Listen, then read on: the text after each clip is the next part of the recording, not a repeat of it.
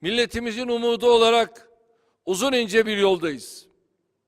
Yaklaşık 20 yıldır büyük bir aşkla millete hizmet yolunda yürüyoruz. AK Parti'yi kurduğumuzda makamlara değil, hizmete talip olmuştuk.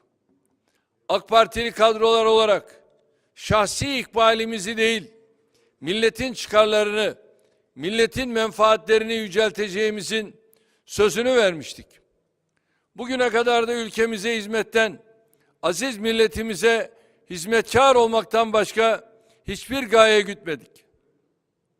Vefayı ihmal etmeden, samimiyeti elden bırakmadan, kimseyi dışlamadan, dışarıda bırakmadan, gönüller yapa yapa, kalpler kazana kazana davamızı bugünlere kadar getirdik.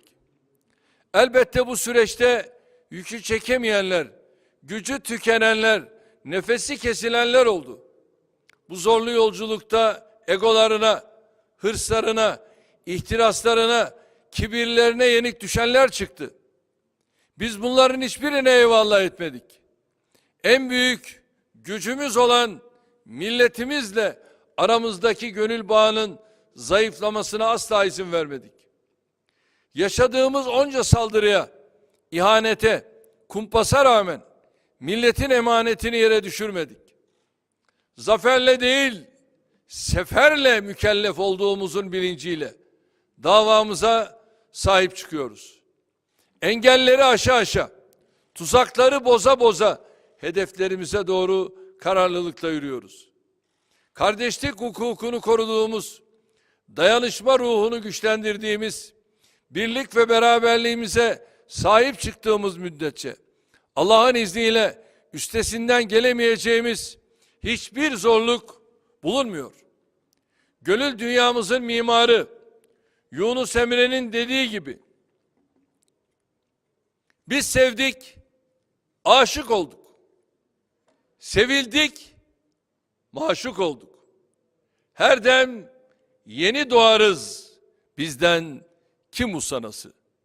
Evet, millet bizden emaneti alıncaya kadar inşallah aşkla, şevkle, azimle ülkeye ve millete hizmet mücadelemizi sürdüreceğiz. Değerli dava arkadaşlarım, bugün geriye doğru baktığımızda şu gerçeği net bir şekilde görüyoruz. 2021'in Türkiye'si ile 2002'nin Türkiye'si arasında dağlar kadar fark var. Eski Türkiye krizlerin, korkuların, yasakların, yoksullukların ülkesiydi. Eski Türkiye'de kavga vardı, kaos vardı, kargaşa, huzursuzluk vardı. Eski Türkiye'de gecelik faizlerin %7.500'leri bulduğu ekonomik buhran vardı. Bugünün Türkiye'si huzurun, barışın, özgürlüklerin, özgüvenin ülkesidir. Bugünün Türkiye'si kalkınmanın, büyümenin, refahın, barışın ülkesidir. Vatandaşına tepeden bakan, ötekileştiren, etnik kimliği, inancı, mezhebi, meşrebi üzerinden ayrım yapan eski Türkiye manzarasına biz son verdik. Demokrasimize vurulan vesayet prangalarını tek tek ortadan kaldırarak milli iradeyi ülkemizde yeniden hakim kıldık. Tüm vatandaşlarımızın özgürlük alanlarını genişleterek cumhurla cumhuriyeti, devletle milleti yeniden kucaklaştırdık. Demokraside, hukukta, eğitimde, sağlıkta, ulaşımda, altyapıda, velhasıl hayatın her alanında ülkemizi hayal dahi edilemeyen seviyelere taşıdık. 84 milyonun her bir ferdine aynı sevda ile, aynı heyecanla hizmet ettik. İllerimiz arasındaki altyapı farkını önemli ölçüde gidererek 81 vilayetimizin tamamına aynı nitelikte hizmet götürdük.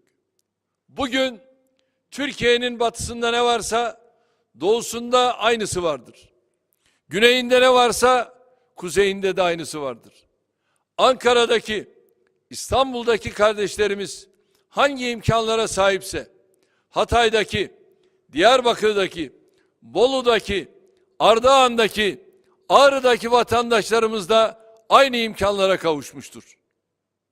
Artık benim Diyarbakırlı kardeşim sağlık hizmeti için, Ardahanlı, Ağrılı genç kardeşlerim üniversite eğitimi için, Hataylı, Bolulu vatandaşlarım istihdam için başka illere gitmek zorunda kalmıyor. Bu hizmetlerin hemen hepsine kimi zaman çok daha kaliteli bir şekilde kendi şehrinde ulaşabiliyor. Varsa bir eksik, onları da süratle gidermeye çalışıyoruz. Ülkemizin enerjisini ve kaynaklarını tüketen sorunlar ortadan kalktıkça inşallah hedeflerimize doğru daha hızlı yol alacağız. Nitekim terörle mücadele alanında son yıllarda yurt içinde ve yurt dışında attığımız adımların olumlu neticelerini görmeye başladık. Milletimizin birliğine, beraberliğine kasteden alçaklara döktükleri her damla kanın hesabını misliyle soruyoruz. Nereye saklanırsa saklansınlar. Kendilerini ne güvende hissettikleri yerlerde bütün o teröristleri buluyor, inlerini başlarına geçiriyoruz. Gerek operasyonlarımız, gerekse aldığımız tedbirler sayesinde hem örgüte katılanların sayısında hem de terör örgütünün eylem kapasitesinde çok ciddi düşüş yaşanıyor. Bölücü örgüt zemin kaybettikçe de Doğu ve Güneydoğu illerimiz başta olmak üzere ülkemizin tamamında huzur ve güven iklimi güçleniyor. Bir dönem eli kanlı canilerin cirit attığı dağlarda artık yerli ve yabancı turistler geziyor. Terör örgütünün tehditleri, saldırıları, işçi katliamları dolayısıyla yavaş ilerleyen yatırımlarımız hamdolsun yeniden ivme kazandı. Bölücü örgütün ve siyasi uzantılarının uzun yıllar istismar ettiği konuların hemen tamamı reformlarımız sayesinde çözüme kavuşturuldu. Diyarbakır anneleri gibi evladına, geleceğine, iradesine sahip çıkan cesur insanlarımızın sayısı arttıkça terör meselesini bu ülkenin gündeminden tamamen çıkartacağımıza inanıyorum. Bu konuda Diyarbakır Teşkilatımız başta olmak üzere bölgedeki dava arkadaşlarımın tamamından özel çaba bekliyorum. Biz doğruları milletimize daha fazla ulaştırırsak bölücü örgüt ve siyasi uzantılarının yalan balonları o derece hızlı sönecektir. Biz sahadaki mevcudiyetimizi güçlü tutarsak bölücü örgüt ve uzantıları milletimizin üzerinde baskı kuramayacaktır. Bütün teşkilatımın heyecanını, coşkusunu, mücadele azmini, sorun çözme kararlılığını en üst seviyede muhafaza etmesini istiyorum. Bu noktada sizlerin gayretlerine güveniyorum. Bugüne kadar bizi mahcup etmediniz. Bundan sonra da etmeyeceğinizi biliyorum. Rabbim yar ve yardımcımız olsun.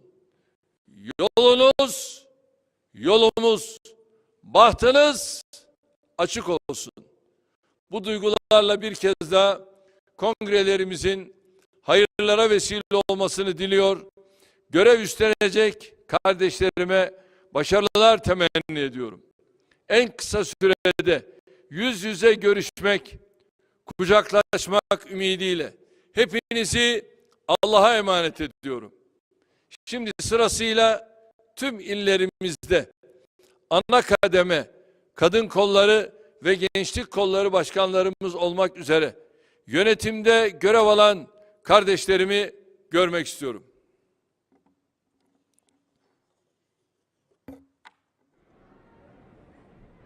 Evet. Ağrı'dan başlıyoruz.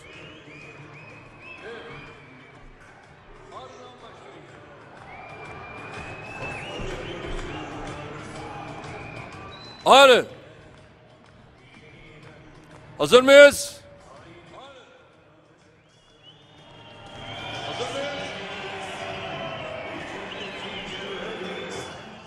İl Başkan adayımız Halil Özyolcu.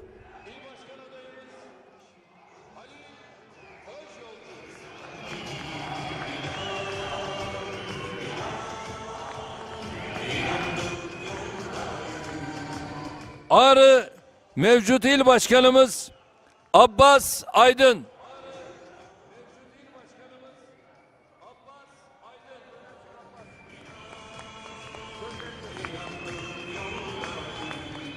Ağrı Kadın Kolları Başkanımız Zeynep Eldem.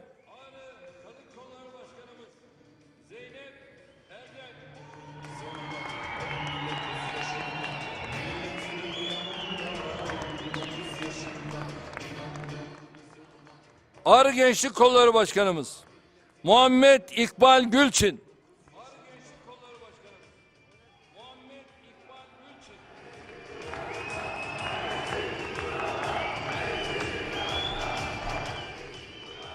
Şimdi misafirlerimize geçiyorum.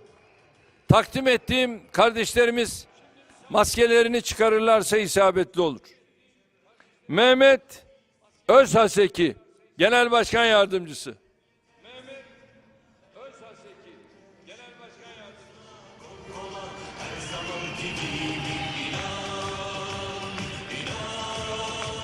Merkez Karar Yönetim Kurulu üyesi, 27. dönem Erzurum Milletvekili Zehra Taşkesenlioğlu Ban.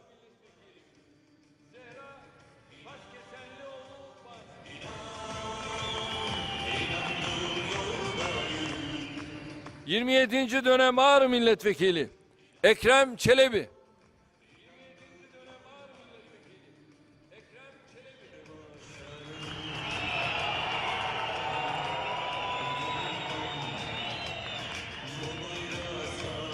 Ağrı Belediye Başkanı Savcı Sayan.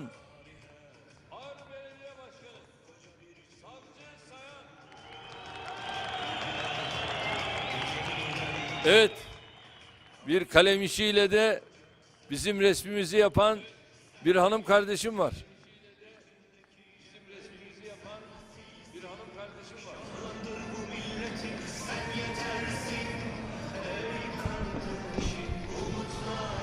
Merhaba Sayın Cumhurbaşkanım.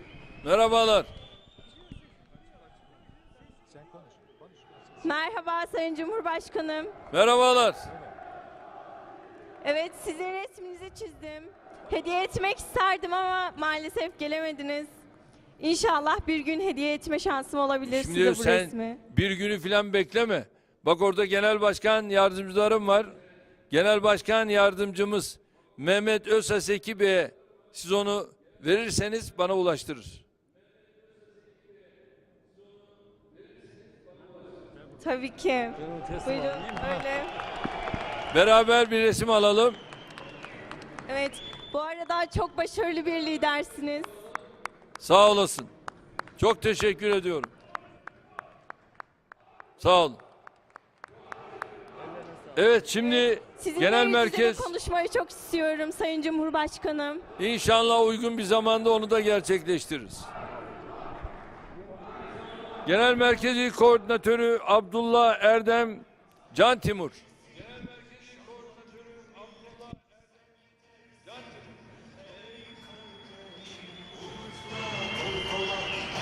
Geçmiş dönem Ağrı Milletvekili Fatma Salman Kotan.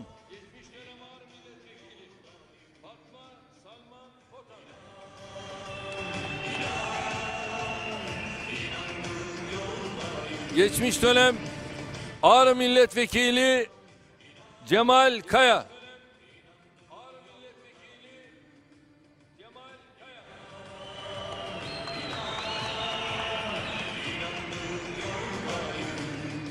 Geçmiş dönem Ağrı Milletvekili Mehmet Kerim Yıldız.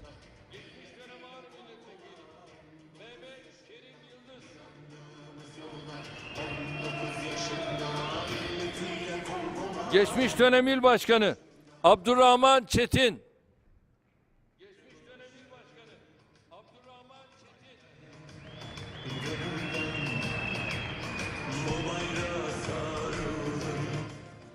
Geçmiş dönem il başkanı Sadrettin Kocabay.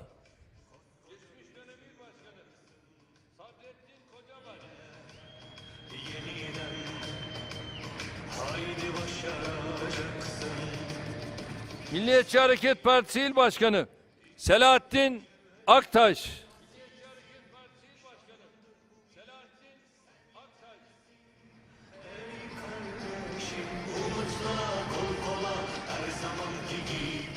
Çok teşekkür ediyorum. Herhalde takdim etmediğimiz arkadaşlarımız kaldı mı?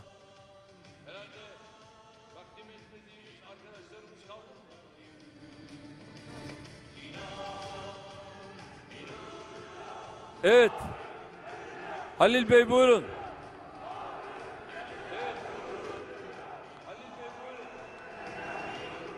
Sayın Cumhurbaşkanım, İshak Paşa ve Ahmet-i Kani diyarından, Ağrı ilimizden zat-ı halinize selam ve hürmetlerimi sunarım. Sayın Cumhurbaşkanım, zat-ı halinizin liderliğinde 2023'e giden yolda ülkemizin inşallah bir başka güzel olacağına inancımız tamdır. Sayın Cumhurbaşkanım, tarihin akışı içerisinde bu yolculukta zat-ı halinizle yol arkadaşlığı yapmaktan gurur duyan, azimli, gayretli, çalışkan, Ağrılı teşkilatlarımızın tamamı gece gündüz demeden çalışmaya hazırdır Sayın Cumhurbaşkanım. Müsterih olunuz ki hemşerilerimizin tamamı duasıyla, desteğiyle her daim sizinledir efendim. Zat-ı halinizin yüreğimize, ilimize büyük gayretleri, büyük çalışmaları, büyük hizmetleri olduğuna bütün Ağrılı hemşerilerimiz şahittir. Ancak bugün itibariyle Sayın Cumhurbaşkanım, sizin desteğinize, sizin özel ilginize ihtiyacımız var. Hemşerilerimiz sizinle gurur duyarlar. Arz ederim efendim. Çok teşekkür ediyorum. Evet, şimdi Rabia'mıza geçelim.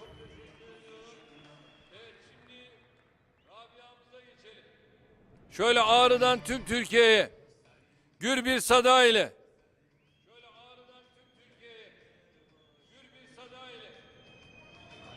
Tek millet. Tek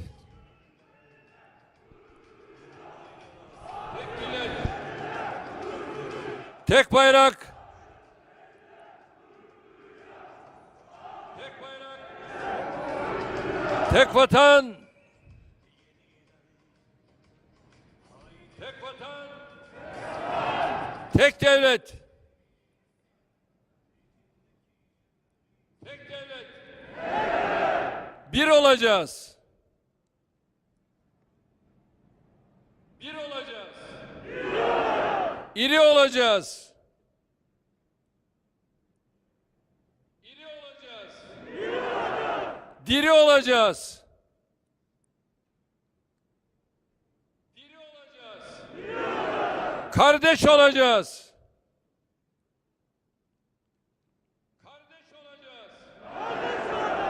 Hep birlikte Türkiye olacağız. Hep birlikte Türkiye olacağız. Evet, kalın sağlıcakla. Çok teşekkür ediyorum. Kongremiz hayırlara vesile olsun.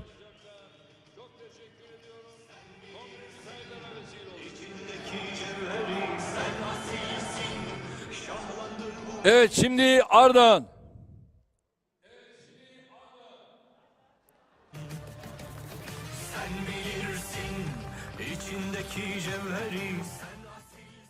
Evet, Ardahan Kongre adayımız Kaan Koç.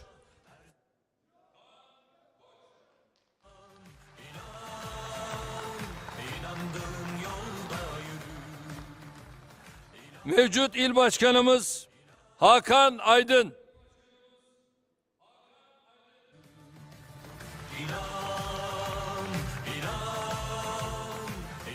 Ardahan Kadın Kolları Başkanımız Selda Kılıç.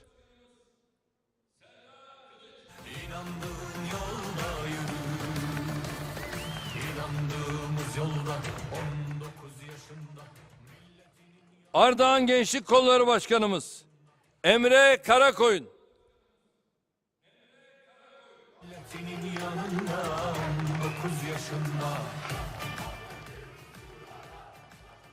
Genel Başkan Yardımcımız Hamza Dağ.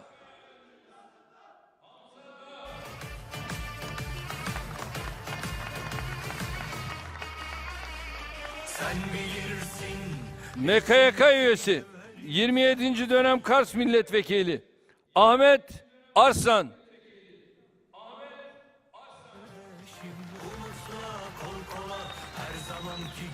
27. dönem Ardahan Milletvekili Orhan Atalay. –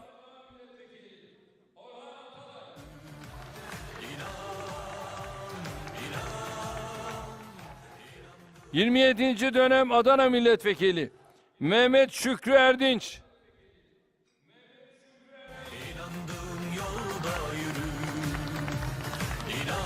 27. dönem Kilis Milletvekili Reşit Polat.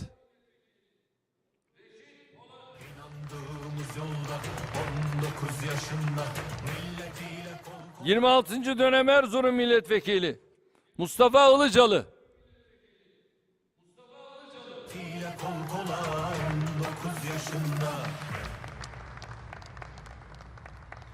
Geçmiş dönem il başkanı Nusret Koyuncu.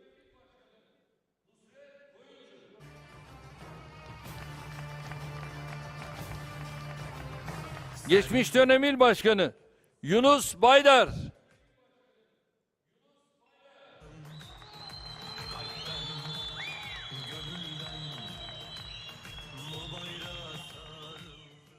Geçmiş dönem belediye başkanı Faruk Köksoy.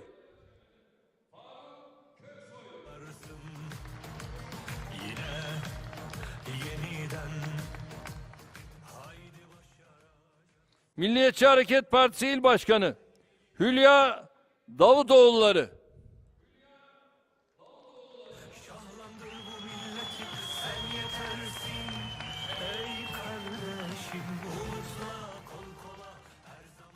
Yeniden Refah Partisi İl Başkanı Caner Çoban.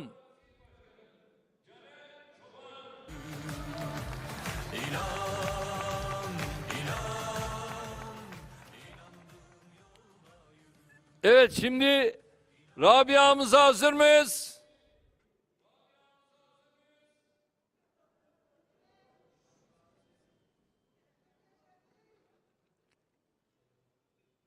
Tek millet. Tek millet. Tek bayrak. Tek bayrak. Tek vatan. Tek devlet. Tek devlet. Bir olacağız. İri olacağız. Diri olacağız. Kardeş olacağız. Hep birlikte Türkiye olacağız.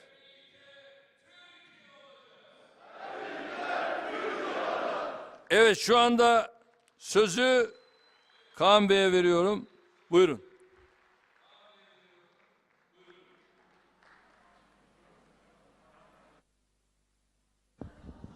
Açıklam. Sayın Cumhurbaşkanım, Kaleler, Kuleler ve Göller şehri Serhat Ardahan'dan sizlere saygı, sevgi ve muhabbetlerimi arz ediyorum efendim.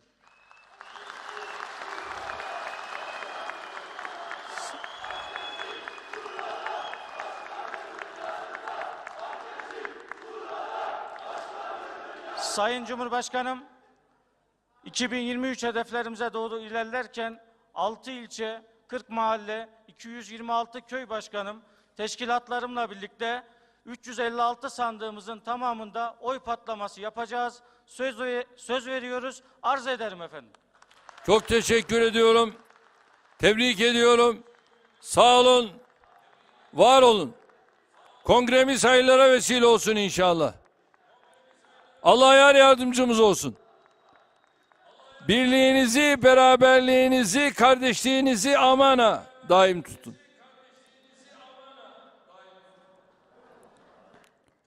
Çok çok teşekkür ediyorum. Şimdi Bolu'ya geçiyoruz. İnandığımız yolda 19 yaşında milletiyle kol kola 19 yaşında. Bolu Kongre adayı Hakkı Suat Güner.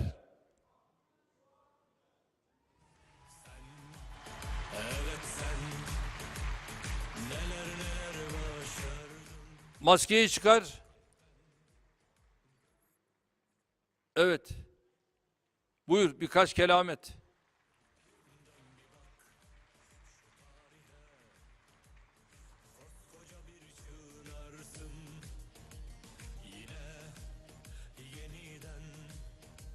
Sayın Cumhurbaşkanım, maneviyatını Akşemseddin Hazretlerinden alan, adaletinden şüphe duymadığımız yiğit, mert, Bolu'dan bütün teşkilatlarımızın adına sizlere selamlarımı iletiyorum.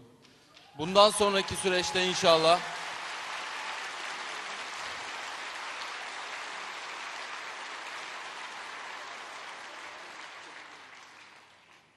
...2023 ve 2024 seçimlerinde 9 ilçe, 3 belde, hanım kollarımız ve gençlik kollarımızla beraber bütün sandıkları patlatacağımıza buradan söz veriyorum inşallah. Evet. Çok çok teşekkür ediyorum. Sağ olun, var olun.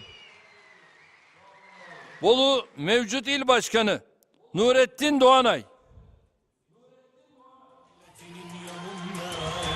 19 yaşında inandığımız yolda 19 yaşında. Bolu Kadın Kolları Başkanı Hicran Çağlı.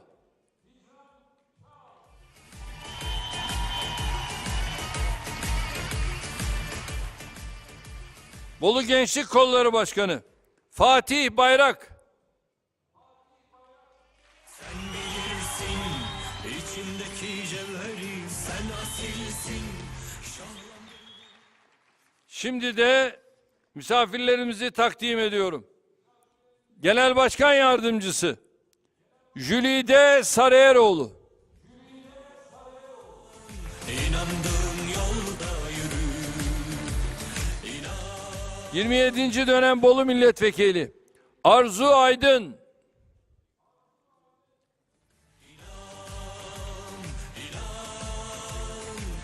27. dönem Bolu Milletvekili Fehmi Küpçü.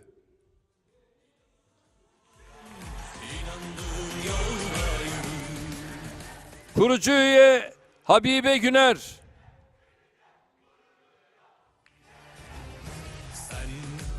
Evet sen 25. dönem Sakarya Milletvekili Genel Merkez Yerel Yönetimler Başkan Yardımcısı Ali İnci.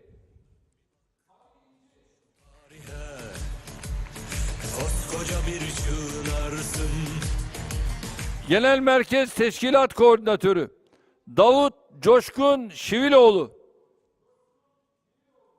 Sen bilirsin içindeki cevheri, sen asil. Geçmiş dönem Tokat Milletvekili Zeyd Aslan. Umutla kol kola her zamanki gibi. Genel Merkez Teşkilat Koordinatörü Yahya Çelik.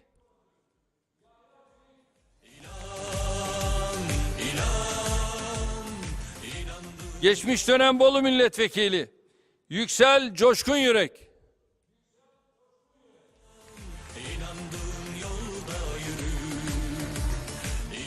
Geçmiş dönem Bolu Milletvekili Mehmet Güner. yolda 19 yaşında. Düzce İl Başkanı Mustafa Keskin, 19 yaşında milletinin yanında 19 yaşında. geçmiş dönem İl Başkanı Ömer Sayın,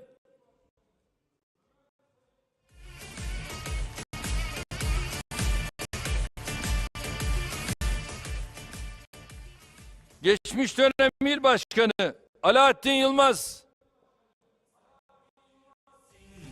İçindeki cevheri sen asilsin. Şahlandır bu milleti. Milliyetçi Hareket Partisi İl Başkanı Cihan Başaran,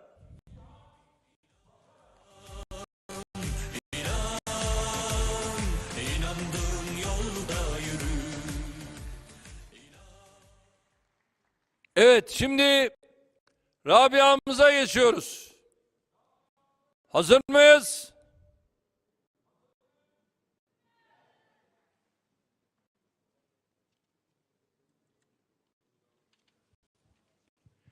Tek millet. Tek bayrak. Tek vatan. Tek devlet. Bir olacağız. İri olacağız. Diri olacağız. Kardeş olacağız. Hep birlikte Türkiye olacağız. Evet, Bolu Kongremizde hayırlara vesile olsun inşallah. Tüm kardeşlerime başarılar diliyorum. Rabbim yar yardımcımız olsun. Teşekkür ediyorum. Evet, şimdi Diyarbakır'a geçiyoruz.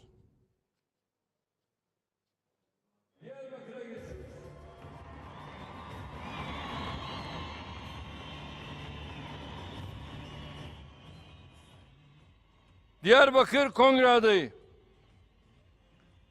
Muhammed Şerif Aydın.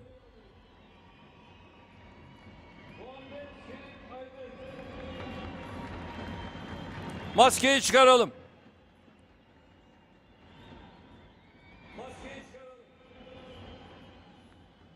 Evet. Buyur bakalım başkan.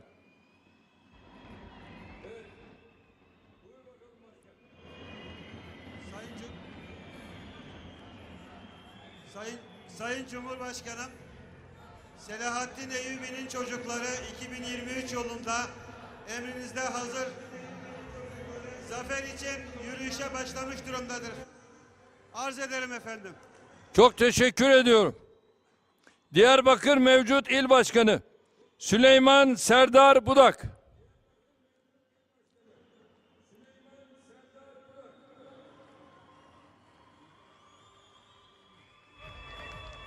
Diyarbakır Kadın Kolları Başkanı Müzeyyen Kaya.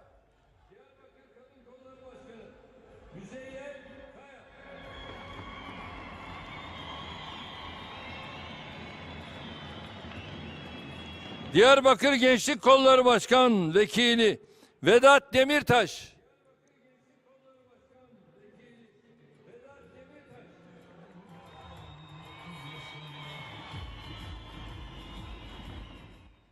Evet, şimdi de misafirlerimizi takdim ediyorum. Genel Başkan Yardımcısı Ali İhsan Yavuz.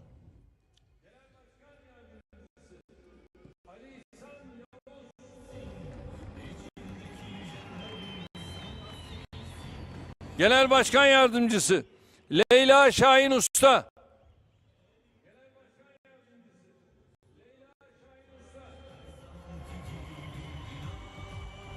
...27. dönem Diyarbakır Milletvekili Mehmet Mehdi Eker.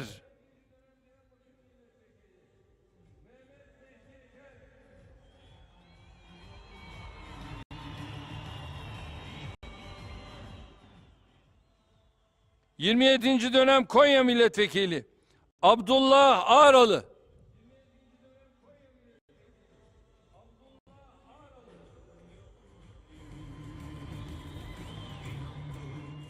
...27. dönem Diyarbakır Milletvekili Ebu Bekir Bal.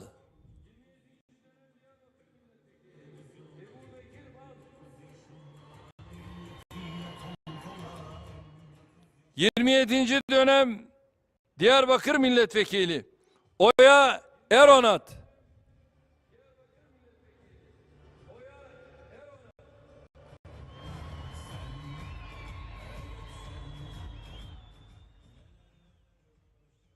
...26. dönem Elazığ Milletvekili Ejder Açıkkapı.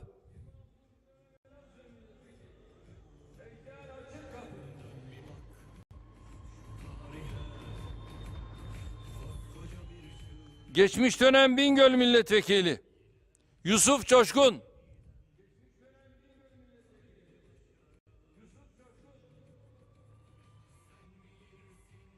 Genel Merkez Teşkilat Koordinatörü Alaaddin Parlak.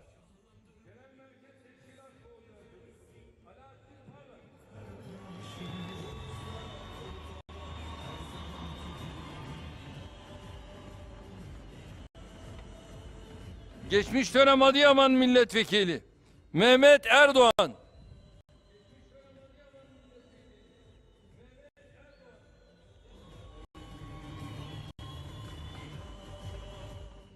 Geçmiş dönem Diyarbakır Milletvekili Abdurrahman Kurt.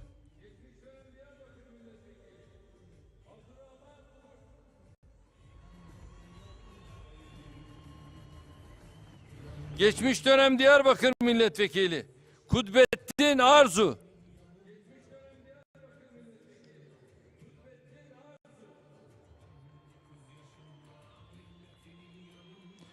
Geçmiş dönem Diyarbakır Milletvekili Mehmet Galip Ensarioğlu.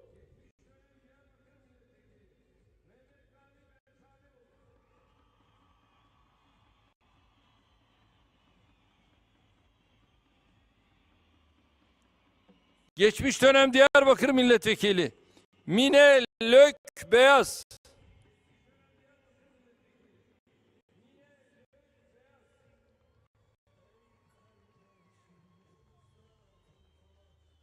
Geçmiş dönem İl Başkanı Ahmet Fikret Öcal.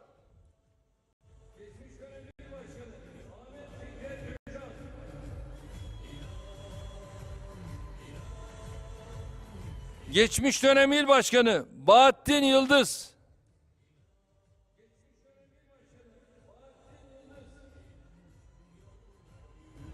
Milliyetçi Hareket Partisi İl Başkanı Cihan Kayaalp.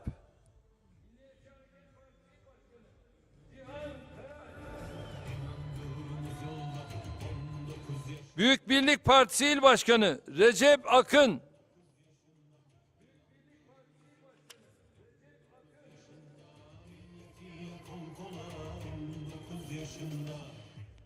Evet, çok teşekkür ediyorum. Böylece Diyarbakır kongremizi de inşallah Rabia'mızla bitiriyoruz. Hazır mıyız? Tek millet.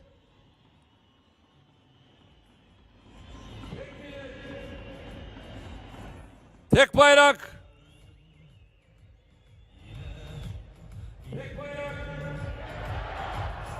Tek vatan.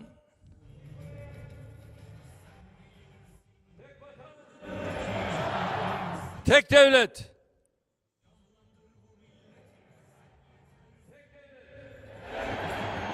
Bir olacağız. İri olacağız. Kardeş olacağız.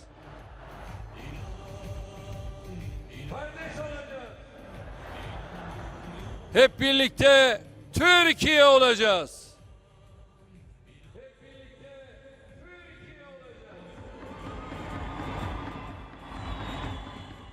Çok teşekkür ediyorum. Sağ olun, var olun. Kongremiz hayırlara vesile olsun. Şimdi Hatay.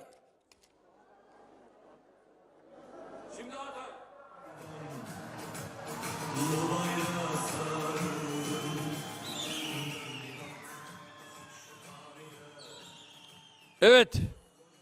Hatay İl Başkanımız Adem Yeşildal. Maskeyi çıkaralım.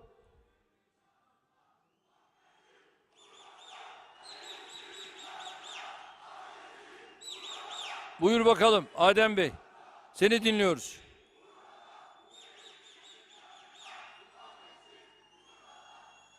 Çok değerli Cumhurbaşkanım, sizleri sevgi, saygı ve hürmetle selamlıyorum. Habibi Neccar'ın Beyazıt Bestami Hazretleri'nin mekanından sizleri hürmetle selamlıyoruz efendim. Tüm teşkilat unsurlarımızla inşallah Hatay'da model çalışmamızı baz alarak, sandık bazlı çalışmalarımıza yoğunlaşarak, aziz milletimizle bir ve beraber olarak inşallah bayrağı daha yukarılara taşıyacağız. Bu duygu ve düşüncelerle sizleri tekraren hürmetle, saygıyla selamlıyoruz. Sağ olun. Hatay İl Kadın Kolları Başkanı Zehra Eren.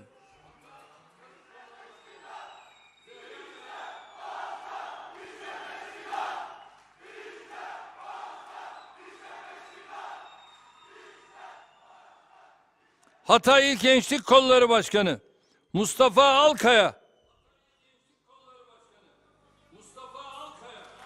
Maskeyi çıkaralım. Maskeyi çıkaralım.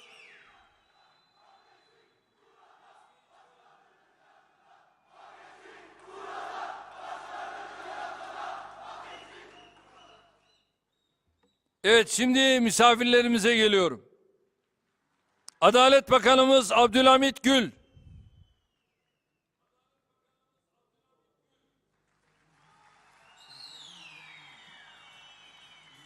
...27. dönem Hatay Milletvekili Abdülkadir Özel.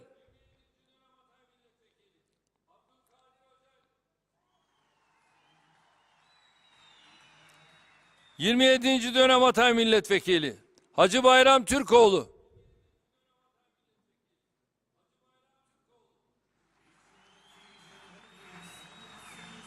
...27. dönem Hatay Milletvekili Hüseyin Şanverdi.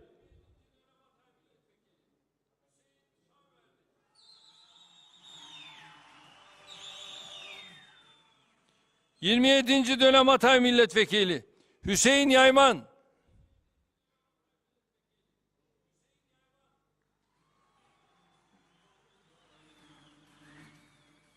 27. dönem Hatay Milletvekili Sabahat Özgürsoy Çelik.